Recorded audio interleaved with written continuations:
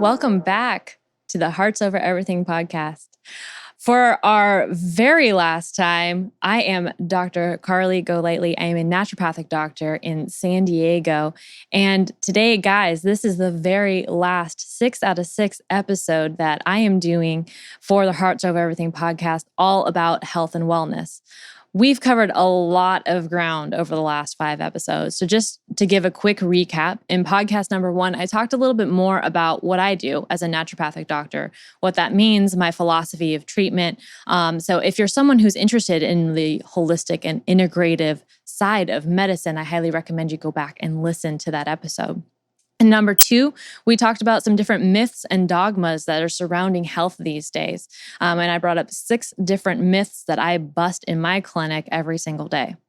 In podcast number 3, we did a rundown of chronic disease. This was one that was a little bit tough to get through because it is a lot of kind of downer information. But really, the intention of that was to set the stage for the last half of these podcasts. So numbers 4, 5, and 6, which were really about giving you guys' actionable steps that you can do to make your lives healthier.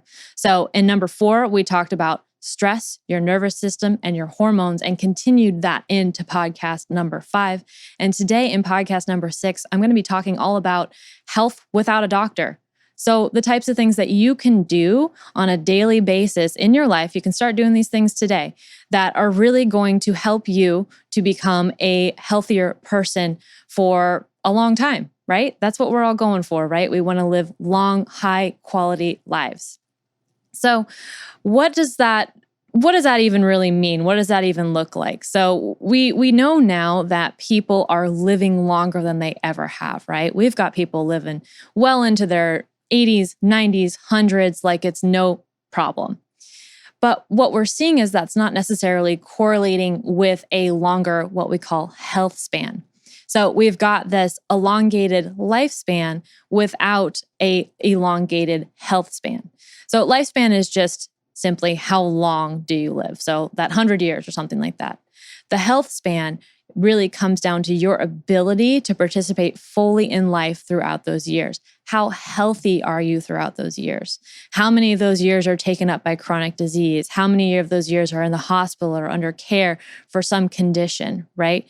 So what really most of us want is not just a long lifespan, but a long health span, right? And so my goal here today is to talk a little bit more about some certain things that you can maybe start doing that will help to give you a longer health span. And in fact, in my office, this is my goal with my patients. While I may be treating them for a specific condition or something like that, really what I want to do is get them to a point where they don't need me anymore, right? I want to get them to the point where they can walk out of my office and feel like they've got the tools that they need to take care of themselves for the rest of their lives, to pass that on to their family, to pass that on to their community. And maybe just come back and see me and say hi every once in a while, because that's great too, you know? Anyways, that's what we're going to be talking about today. Before I go into all of that, I do just want to give a quick disclaimer. Obviously, none of this is medical advice for anybody that's listening. This is all just really things that I've learned, research, maybe recommendations I've made to patients, or things that I use in my own life as well. So if you are someone who has a medical condition or feels like you need help with any of these things, please, please, please talk to your doctor. Don't make any changes without talking to your doctor first. So none of this is medical advice. Just have to say that and get that out of the way. Let's dive in. instead of thinking about health as just something that you do, so just like, what supplements do you take? How much do you exercise? I actually want to kind of expand your definition of what it means to be healthy. So in naturopathic medicine, functional, integrative, whatever, holistic medicine, we actually think of health in 4 different dimensions, right? Because you are not just this body that you exist in. You also have relationships and things that you come into contact with on a daily basis that play a huge role in how healthy you are. So let's talk about those 4 dimensions. From the outside in, all right? We're going to start from the outside in. So first dimension, you have the external environment or external dimension. And this is really the stuff that you reach out and touch, you come into contact with. So it has to do with things like clean food and water. If you're someone who is maybe living near a chemical plant and is exposed to chemicals, or even simply something that I see sometimes too is people who have mold in their home and are being exposed to that. Or if you've moved into a new home that has a lot of fumes and things like that, these are all different types of exposures and all falls under this realm of the external environment. So external environment, how clean is your environment? The second dimension is the behavioral dimension. This is the dimension that most people are familiar with when we talk about health. These are the things like your diet. How much time are you spending? Are you giving yourself for quiet time? Movement and happiness. So actually those 4 things are basically called the last 4 doctors. And that was a theory that's formulated by a man named Paul Chek, who also lives here in the San Diego area. And his theory is basically that these are the last 4 doctors that you'll ever need. So these are the things that you need to keep you healthy. And they all fall under this kind of behavioral dimension, right? So we've got diet. I've talked about this before, but obviously a diet that's based off of whole natural foods is going to be the best. And something that mimics as closely as possible to an ancestral diet. So what did your ancestors eat? My ancestors, they came from Ireland. So I don't know if that means I'm supposed to be eating a lot of potatoes or something. But really what it boils down to is eat as close to coming out of the ground or off an animal as you possibly can. Another thing that I think comes out of this too is making sure that you're eating to reduce stress on your body, right? And there's a lot of these processed foods and things like that. These are stressors on our body that cause unnecessary effects, stuff that we really don't want in our lives. So that's diet. Next is quiet. This is really spending time, taking time to just be, right? To just be still. Something that doesn't really get a lot of attention in the modern world where you have a very go, go, go society. But you really do need that time to spend in meditation, maybe even taking a nap, sleeping. That's something that is really taken for granted a lot of times today. Luckily, we've got a lot more dialogue out there now where people are starting to really recognize that sleep hygiene, making sure you're getting your 8 hours, all these types of things, they really are verified important. We know that this is something that you need now, and research science is backing that up. Another one is movement. So making sure you're moving throughout the day. I did talk about this a lot in the chronic disease podcast. That was, so podcast number 3 was all about chronic disease. We talked a lot about how being sedentary, so having a lack of physical activity, is actually a precursor to many of these costly chronic diseases. And, movement doesn't necessarily just mean, I go to the gym for an hour every single day. It also means how often are you getting up from your chair during the day? Are you taking the stairs instead of taking the elevator? Are you inserting pieces or points of time within your day where you can actually get up and move around, right? So it's not just as simple as like, I go to the gym. You can actually have an incredibly sedentary lifestyle and still be someone who goes to the gym. And last of these 4 doctors is happiness. I just love that one. I just think it's such a nice thing to consider. And we'll talk a little bit more about this too, but I really do think happiness falls into this realm of going and making sure that you're seeking purpose, you're living life intentionally, and you're surrounded by people that you love. So this happiness one also kind of blends into the next dimension, the third dimension, which is the interpersonal dimension, which is all about relationships, either having them or not having them. So whether you're lonely, whether you have some kind of past physical trauma or relational trauma or anything like that, these types of things all go into the interpersonal dimension, okay?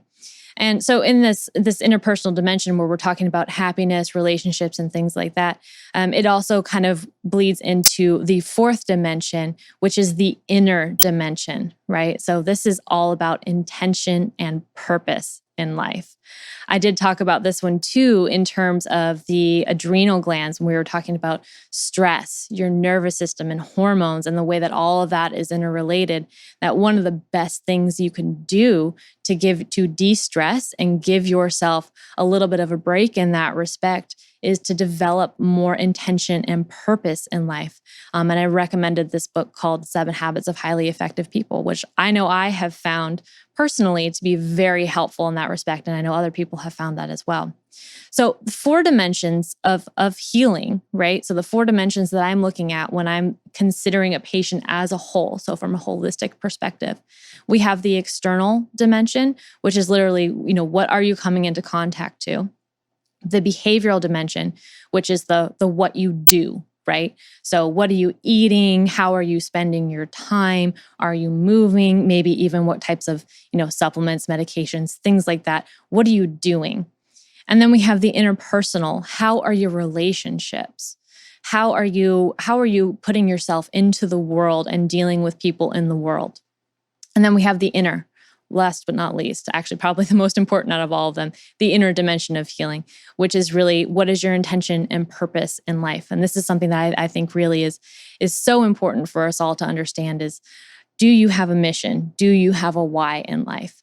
And if it's not readily apparent to you, I definitely recommend you spend some time in that, spend some time working on that, thinking about that, what it is that you want your life mission to be. All right. So that was a little bit of a woo-woo side of everything, all right? So we have the whole holistic doctor side of me. Let's talk a little bit more about some of the more science-backed stuff that we know actually plays a role in longevity, okay? So I will say that most of this information that I'm getting comes from someone that I consider to be one of my mentors in this whole thing, and that is Dr. Rhonda Patrick. She is someone who is just so well versed in the science of longevity and has an amazing site called Found My Fitness, which is just packed with tons of information, citations on PubMed, like the research is all there. So I love her site. So these are things that I would definitely recommend if you're someone who is interested in this. I'm just going to plug her real quick. Go check out foundmyfitness.com. A lot of what I'm going to talk about on here is stuff that you will also find more information about on there, okay? So first up, we have fasting and time-restricted eating.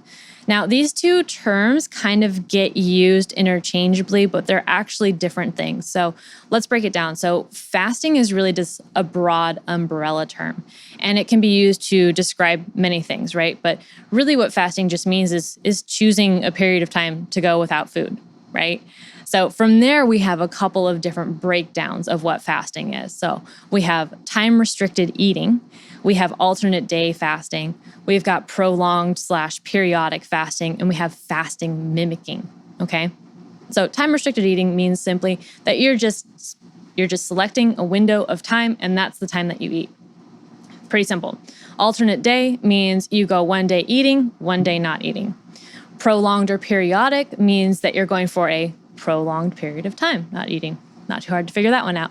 And then fasting mimicking is actually a more recent strategy that's been developed by Walter Longo, who's a PhD, and he has basically created or found that if you eat a lower calorie diet for a very specific period of time, it mimics the effects of fasting in the body.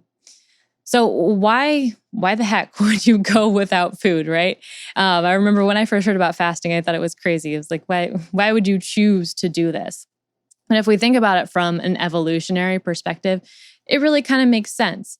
When we think about our ancestors and the way that they would have to hunt and gather food, we kind of intuitively know that there had to have been periods of time where food was not available, right? So we had fasting kind of built into our system. And now we live in a world that's quite the opposite. We have any number of food of any type amount that you could possibly dream up of available to us readily any time of the day. And so what that results in is a lot of unconscious, unwittingly overeating. So because of the fact that our biology and our evolution is rooted in having these periodic times of fasting, but now we've come into a culture and a society where food is so readily available all the time, this has kind of been the soup that we're all swimming in that set the stage for chronic disease to start to develop, particularly the things that we talked about in podcast 3, like metabolic syndrome, obesity, prediabetes, all of those types of things. So fasting is really a method of resetting the body's natural metabolic rhythm, right? Meaning going periods of time with eating and without eating. It's been pretty heavily researched and can help with weight loss. It can help to reduce fat while increasing lean muscle, reduce inflammation inside of the body, make your mitochondria more powerful and more effective. And it's associated with a better ability to heal, so repair, and improved heart function even. So pretty powerful stuff, just not eating, right? And I'm going to talk a little bit about time-restricted eating because that's the one that I find in practice to be the most beneficial with my patients. It's just it's so much easier to prescribe to somebody rather than telling them, oh, I want you to go 2 to 3 days without eating any food. Because honestly, if you're going to do that for someone, they need to be under medical supervision. Time-restricted eating, which means simply just picking a time during the day that you say, this is when I eat, and then outside of this window, I do not eat. There's a couple of different time slots that people like to use. Some people try to do a 16-hour fasting window, an 8-hour eating window, which means, so say, for example, you don't start eating until 10 a.m. and then you only eat until 6 p.m., right? So that's the 8-hour window. What's a little bit more popular is a 12-hour or 14-hour. It's a little bit more manageable for some people, especially someone who's getting started with this idea of time-restricted eating. So just a simple example, with the 12-hour window, you stop eating by 7 p.m. and then you don't eat again until 7 a.m., right? Super simple. And the reason that this is so important, particularly time-restricted eating, is because you actually have something called clock genes that exist on every single cell inside of your body. So, in fact, even your hormones, your gut bacteria, and all of your organs run in what we call a circadian rhythm, which is what is regulated by these clock genes. So that means similar to, we think of circadian rhythm in terms of sleep and wake cycles, right? So think of your cells as going through their own sleep and wake cycle. And we also see that hormones, so particularly growth hormone is a really great example of that. Growth hormone is pulsed at night, which is why sleep, again, is so important, because if you're not getting adequate sleep, if your circadian rhythm is not up to par, then you're not getting that pulsing of growth hormone, which is so important for repair of the body. So what happens if you're constantly eating throughout the day and you don't ever stop and give your body that time to repair? Well, these clock genes these clock genes tell your cells that they don't have that time to go into basically a rest phase and repair. So what that means is by constantly eating all the time, your cells never have a chance to take a break, right? Their own circadian rhythm is messed up in such a way that they don't ever actually have the time to relax and repair, right? So this downtime is essential for your cells to function optimally. If you think about it, just intuitively, we know this. As a human being, you would not be able to go all the time. You need your sleep, you need your rest. So do your cells. They do the exact same thing. So I find time-restricted eating to be a very helpful intervention in terms of allowing that cellular rest and repair to actually happen. And I find, like I said, in my practice, that this is the easiest way for people to be introduced to the idea of fasting. And it's the most sustainable as well. So that's time-restricted eating and fasting. The next intervention that I find to be really helpful for, my patients, and then I also use this as well, which is the therapeutic use of hot and cold. Now, in naturopathic medical school, we learned this as hydrotherapy, just, water therapy, basically. But really what it is the use of different temperatures, right? So a lot of us are really familiar with sauna now. There's a ton of research out about sauna. And then also alternating that with cold can be really powerful as well. So let's talk about sauna first. One of the things that I love about the Found My Fitness site is that they go into extreme detail about all of the research that's backing sauna these days. So I will say that most of the research that is out there is about Finnish saunas, which are the ones that kind of the traditional ones with the steam and everything like that. Infrared saunas are not as well researched, although it's becoming more well researched because they're so popular. So if you're someone who, maybe only has access to an infrared sauna or something like that, don't worry about it. It's still going to be helpful. It's totally fine. You don't need to go out and go buy a Finnish sauna now. That's okay. So what are some of the benefits of hot exposure, right? So sauna is probably the easiest way that people are going to be exposed to heat. One, it fights muscle atrophy. It can help to lower your systemic inflammation.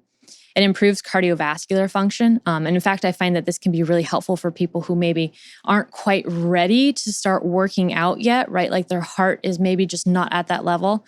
So putting them in maybe a lower temperature sauna where it gives the cardiovascular function the ability to start, your heart the ability to start beating a little bit faster, pumping a little bit more strongly.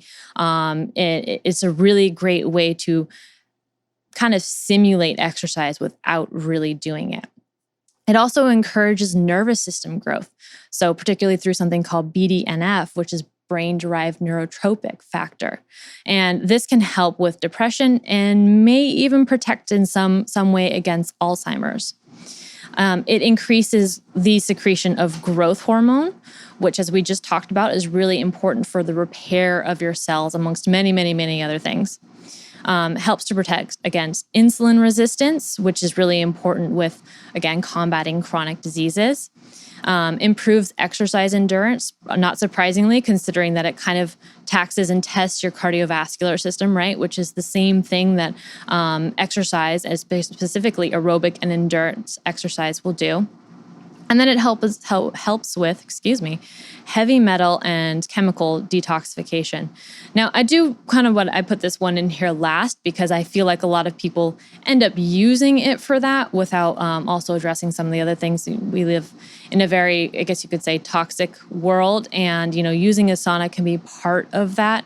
But if you're someone who suspects that you need help getting rid of heavy metals and chemicals, I highly recommend that you do talk to a doctor because it is much more complicated than just sitting in a sauna a couple days a week. So contrast that hot with cold. One of the things that's so powerful about heat is that it has obviously a very powerful effect on your body, right? So most specifically, it has a huge effect on your cardiovascular system, which includes your blood vessels, right? So hot dilates your blood vessels and cold constricts them.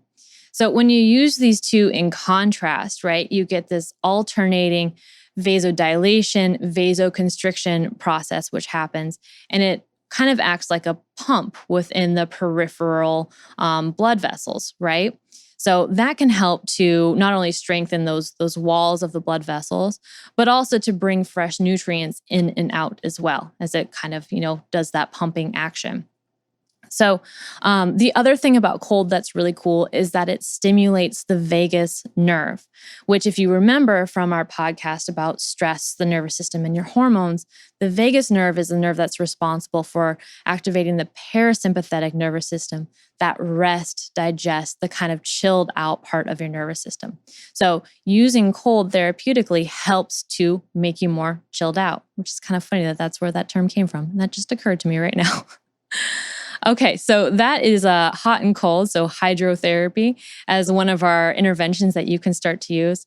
I should say too, so what I find to be most helpful for when you're using this, what we call contrast hydrotherapy, which basically just means alternating hot and cold.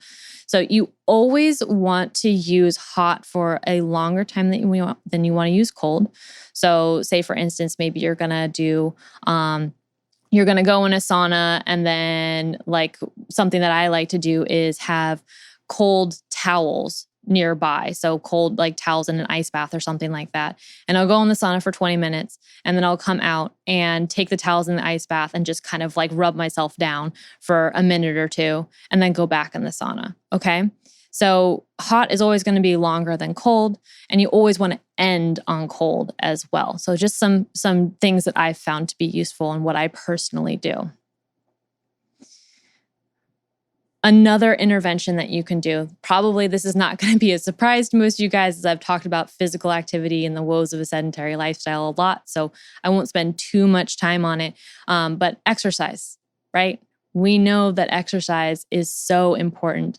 And the reason it's so important is because it's a hormetic stressor, which basically falls under this principle of what doesn't kill you makes you stronger, right? So we introduce these stressors, these hormetic stressors into our lives in a way that actually makes our bodies physically stronger and more adapted to be able to handle stress in the future. So one important thing about exercise is you need to understand that this benefit only comes from chronic exercise use, right?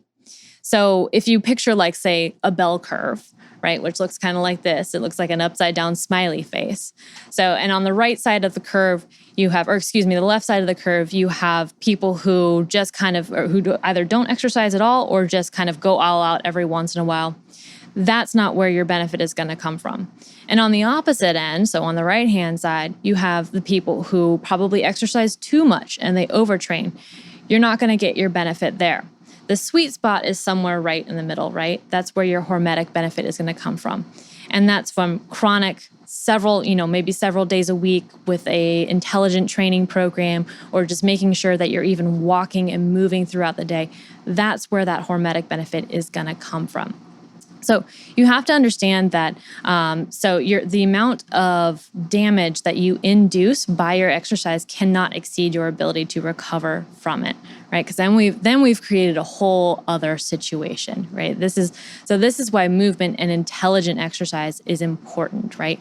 Not just going out there and throwing barbells around and stuff like that because it makes you sore the next day. That could actually be more damaging than it is helpful.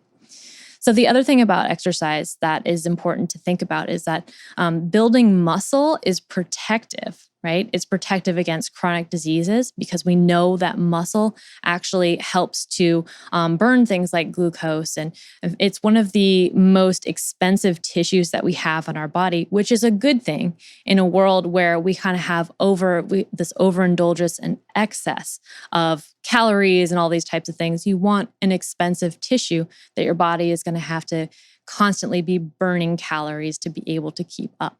That's a great thing.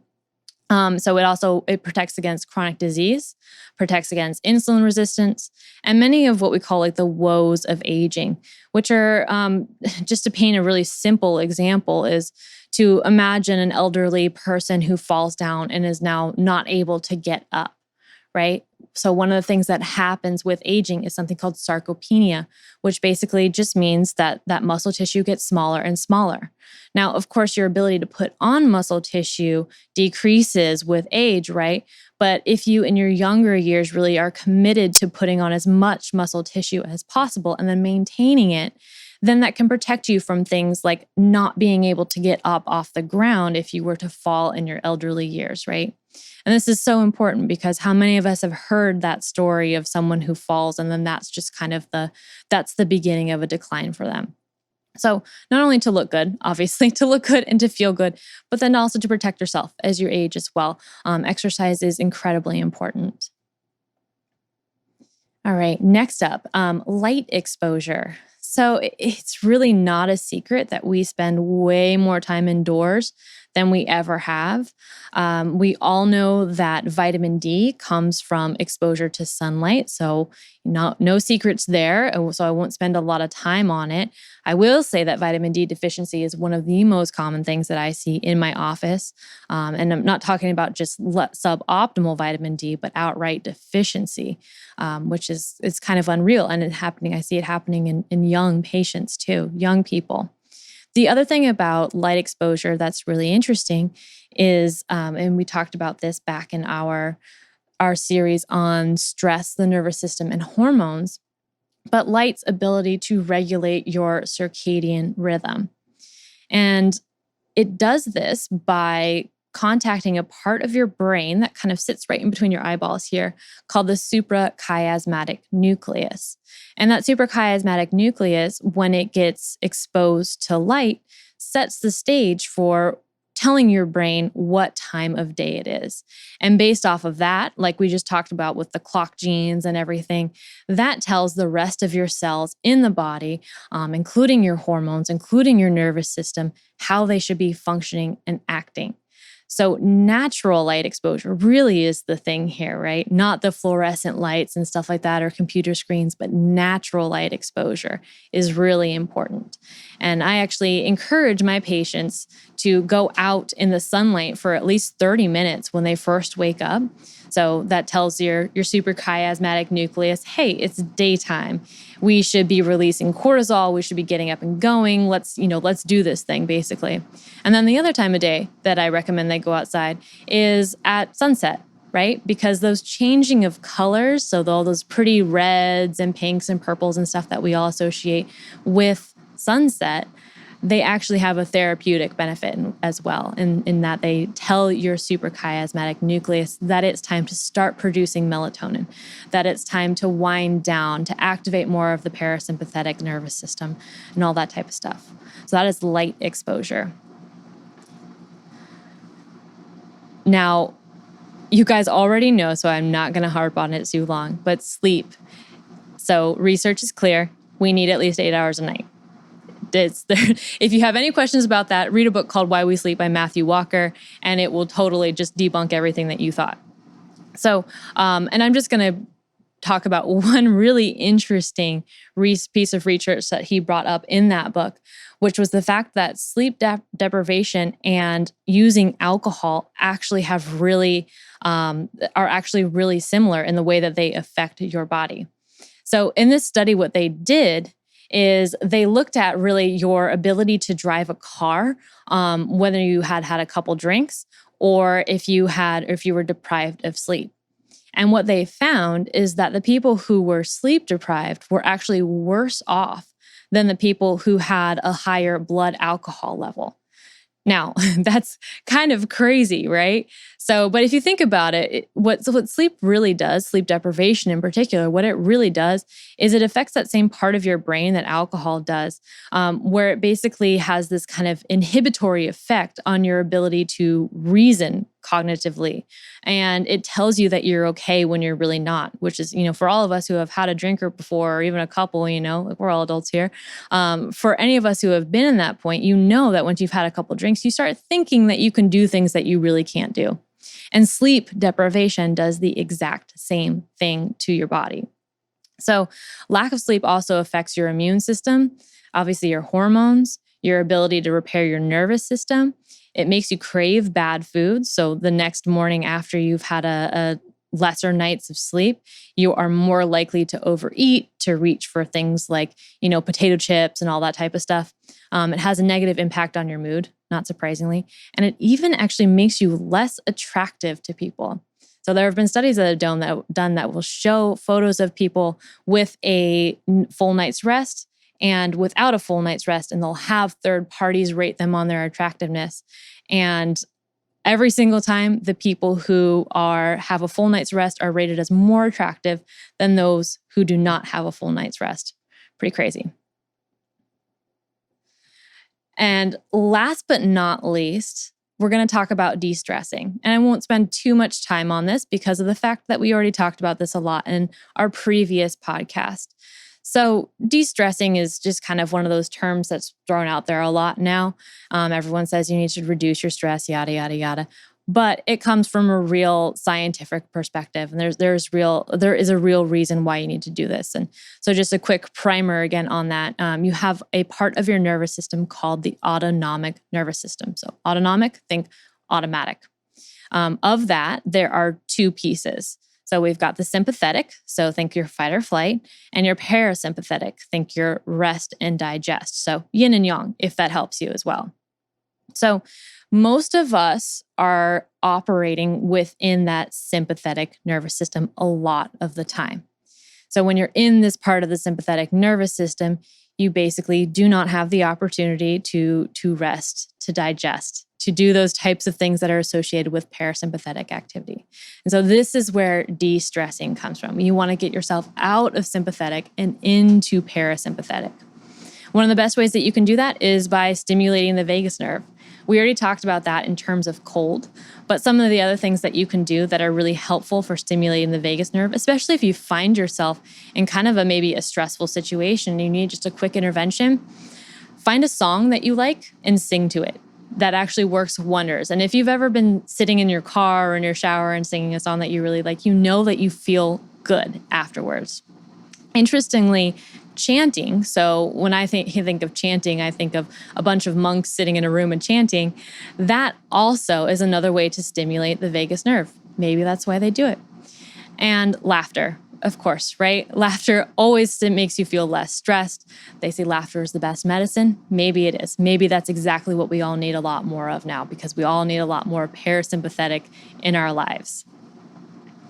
Last but not least, I'm going to come back to the whole purpose thing, right? I'm just going to say it again because I think it's so important, and it was part of our inner dimension of healing as well. But I just want to say that, probably the easiest way to feel happy and to get all of these things back into perspective is really to focus on, serving others through some kind of mission in life. So again, I'm just going to urge, if you're someone who feels like you don't have that, go out there, read some books, get some material, spend some time thinking about it, because this will make a huge difference in your life.